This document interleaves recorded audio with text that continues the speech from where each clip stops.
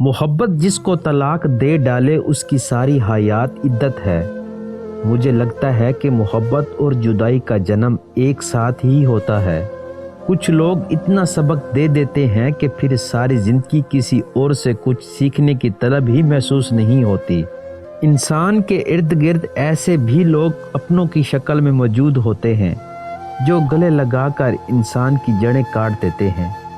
ویسے تو محبتیں اعزاز ہوتی ہیں، لیکن جب یہ کبھی خیرات بن جائیں تو کشکول توڑ دینا ہی دانش مندی ہے۔ عورت کا دوسرا نام عزت ہے۔ عورت کی عزت کرو، چاہے وہ گھر میں بیٹھی محرم ہو یا گھر سے باہر نامحرم۔ عورت زبردستی تو کر سکتی ہے لیکن محبت نہیں کر سکتی۔ موم اسی کے لیے ہے جس سے محبت کرتی ہے۔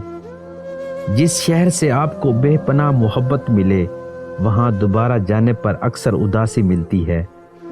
قدر کرنی ہے تو زندگی میں کرو، چہرے سے کفن اٹھاتے وقت تو دشمن بھی رو پڑتے ہیں۔ بڑے افسوس کی بات ہے اب ہمارا ایک دوسرے کے دکھ سے کوئی وابستہ نہیں۔ جو قیمتی چیزیں ہمیں بن مانگے مل جائیں بدقسمتی سے ہم انہیں قیمتی کے زمرے میں رکھ ہی نہیں سکتے۔ عورت ایسے مرد کو کبھی پسند نہیں کرتی جس کا ذہن اور نظر خراب ہو۔